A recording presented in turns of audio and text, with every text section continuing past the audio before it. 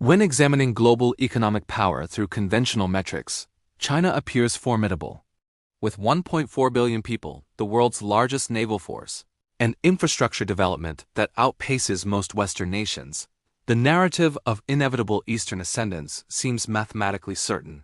However, a closer examination of economic efficiency reveals a striking paradox that challenges this assumption. California, a single American state with a population of approximately 39 million, maintains a GDP of $3.9 trillion, while China's economy stands at $18 trillion. On the surface, this suggests Chinese dominance. Yet when adjusted for population, the picture transforms dramatically. Each Californian generates roughly the same economic value as 35 Chinese citizens, revealing that raw population numbers tell only part of the story. This efficiency gap raises a fundamental question. How does a civilization that manufactures everything from consumer electronics to footwear struggle to match the per capita productivity of a state whose economy centers largely on software, entertainment, and intellectual property? The answer lies not in contemporary political systems alone, but in institutional patterns established centuries ago that continue to shape economic outcomes today. The roots of China's current economic challenges trace back to a pivotal decision made in 1433, long before modern communism emerged. During the early 15th century, China possessed technological and naval superiority that dwarfed European capabilities. Admiral Zheng He commanded treasure fleets comprising over 300 ships, some reaching 400 feet in length and carrying thousands of sailors along with exotic goods from Africa and India. In comparison, Christopher Columbus's flagship, the Santa Maria, measured a mere 85 feet. China had the resources, technology, and manpower to establish a global maritime empire decades before European powers embarked on their age of exploration. The Chinese could have discovered the Americas, controlled European trade routes, and established colonial dominance centuries before the British Empire emerged. Instead, the Ming Emperor made a deliberate choice that would reverberate through the centuries. Observing the growing wealth and independence of the merchant class, enriched by maritime trade, imperial authorities recognized a threat to centralized control. Wealthy merchants possessed their own power bases and promoted ideas that could challenge state authority. In response, the emperor halted the voyages, destroyed the fleet, burned the shipbuilding blueprints, and made constructing vessels with more than 2 masts a capital offense. This decision prioritized control over growth, choosing to rule a walled garden rather than compete in an open ocean. The institutional preference for political stability over economic dynamism became embedded in governance structures that persist in modified forms today. This historical pattern found modern expression in October 2020 when Chinese authorities moved against Jack Ma, founder of Alibaba and one of the country's most successful entrepreneurs. Ma represented a new vision of Chinese capitalism, having built an e-commerce empire rivaling Amazon from his origins as an English teacher. He embodied the possibility that China could transcend its role as a manufacturing hub and compete in innovation-driven sectors. On October 24, 2020, Ma addressed the Bund Summit in Shanghai, speaking candidly before prominent bankers and regulators. He criticized state-owned banks, comparing them to institutions that only lend to those who don't need money, and argued that regulatory approaches stifled innovation. This moment of frank criticism proved costly. Within 2 days, regulators summoned Ma, and the massive initial public offering of his financial company, Ant Group, scheduled to be the largest in history, was cancelled overnight. Ma himself disappeared from public view for 3 months, re-emerging noticeably subdued. The intervention erased approximately $300 billion in value and sent a clear message to other entrepreneurs about the boundaries of acceptable success and speech. The rationale behind this dramatic intervention illuminates fundamental structural features of China's economic system. In the Chinese model, banks function not primarily as profit-seeking businesses, but as instruments of state policy, funding government infrastructure projects regardless of commercial viability. These include bridges serving minimal traffic, high-speed rail lines operating at losses, and stadiums built for prestige rather than demand. Ma's Ant Group threatened this arrangement by using technology to allocate credit more efficiently than state banks, creating an alternative financial ecosystem beyond direct party control. This represented not merely commercial competition but a challenge to the fundamental mechanism through which the state directs economic activity. Just as the Ming Emperor burned the treasure fleet to preserve bureaucratic control, modern authorities dismantled Ma's enterprise to maintain the party's monopoly over capital allocation. This incident revealed a core constraint. Genuine innovation economies require tolerance for independent power centers and critical voices, conditions incompatible with systems prioritizing political control above all else. You cannot cultivate a Silicon Valley while imprisoning your most successful entrepreneurs whenever they speak uncomfortable truths.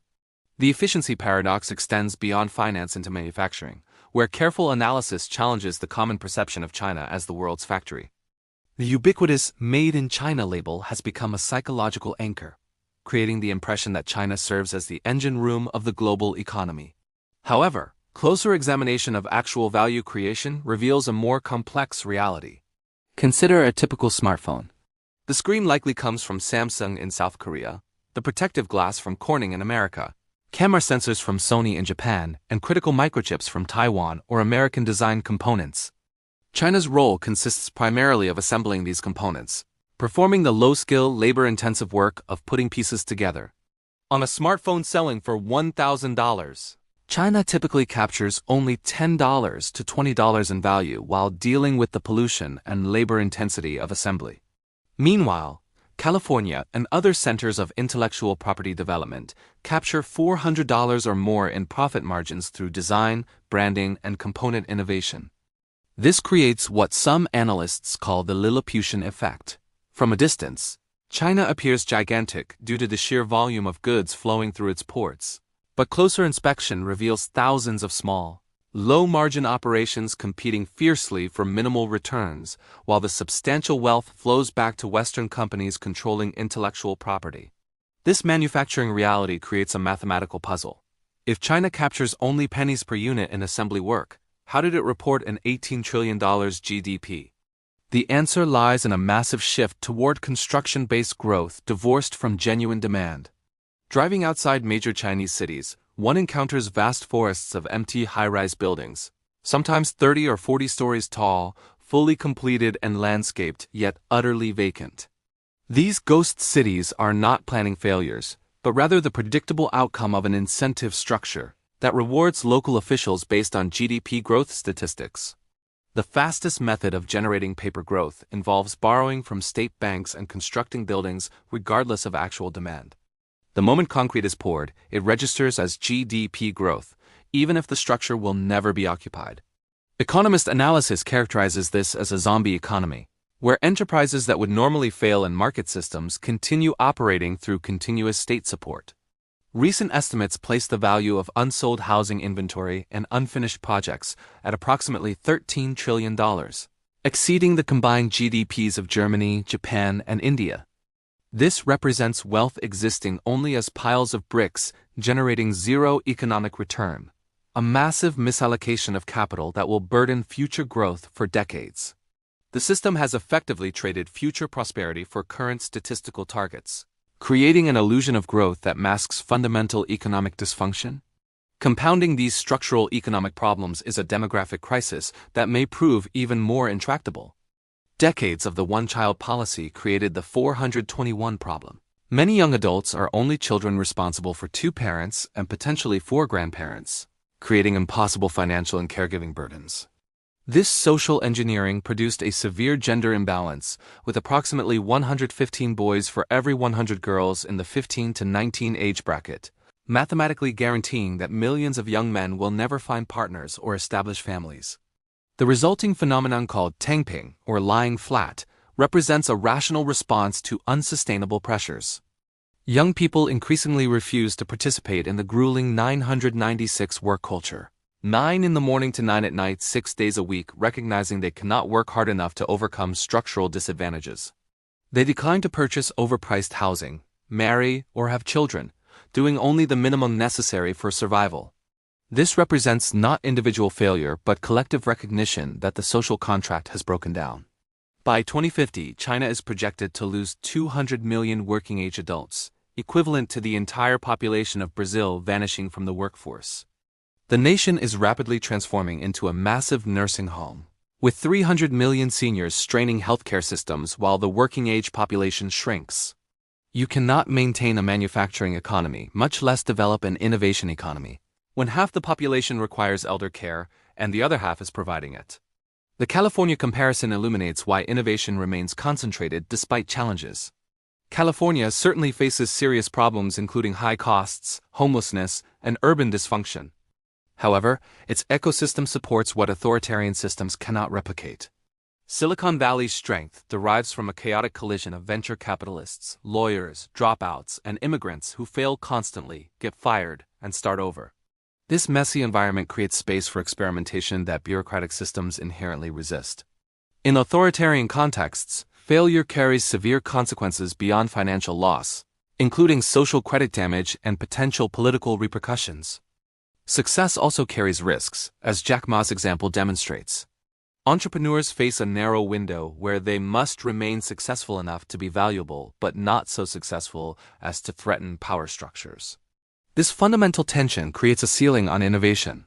China wants the technological fruits of places like Silicon Valley but fears the freedom and chaos that generates them, creating an irresolvable contradiction.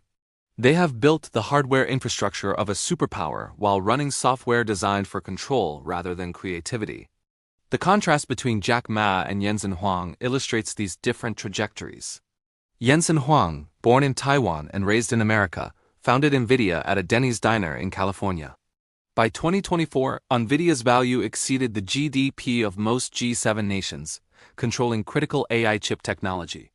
Huang operates loudly and independently, speaking his mind while building immense corporate power. Had he remained in East Asia or attempted to build NVIDIA in Shenzhen rather than Santa Clara, the likely trajectory would have mirrored Ma's experience. Upon achieving significant success and independence, he would have faced pressure to subordinate his enterprise to state direction, faced censorship of his public statements, and potentially seen his supply chains nationalized. The choice between these two systems crystallizes. California offers chaos, expense, and dysfunction alongside the freedom for figures like Jensen Huang to emerge and thrive. China offers order, infrastructure, and clean streets, but at the cost of making Jensen Huang's independent success impossible. The economic data demonstrates conclusively which approach generates superior per capita outcomes. The implications of this efficiency gap extend beyond current economic statistics to fundamental questions about long-term trajectories. China will certainly remain a significant power with a large economy, substantial military capabilities, and regional influence. However, the transition from major power to genuine superpower requires something the current system cannot provide: the freedom necessary for sustained innovation leadership. Demographics, debt, and systemic inefficiency create mathematical constraints that no amount of political will or infrastructure spending can overcome. The working-age population is shrinking while debt burdens accumulate and productivity per capita lags dramatically behind advanced economies. Meanwhile, the institutional patterns that prioritize control over dynamism remain deeply embedded, resistant to modification because changing them would require those in power to accept reduced control over economic outcomes. Paradoxically, the greatest threat to Western economic dominance may not be Chinese competition, but rather the temptation to abandon the very models that generate superior efficiency. Current debates about tariffs, industrial policy, and state direction of economic activity sometimes advocate mimicking Chinese approaches precisely as those approaches demonstrate failure. The historical parallel is striking. Just as the Ming Emperor burned his fleet to preserve control, there is risk that Western nations might abandon their comparative advantages in pursuit of illusory security through increased state direction. The Chinese experience demonstrates that you cannot command innovation into existence, that political control and economic dynamism exist in fundamental tension, and that efficiency ultimately matters more than scale. 1. Californian generating the economic output of 35 Chinese citizens is not a temporary aberration or measurement error, but rather the predictable result of institutional differences that have persisted for centuries. As long as the competition pits innovation against replication and freedom against control, the outcome favors systems that tolerate the chaos necessary for genuine creativity and productivity growth. The question facing Western societies is whether they will recognize and preserve the institutional foundations of their success or whether they will be tempted to trade their advantages for the false promise of control.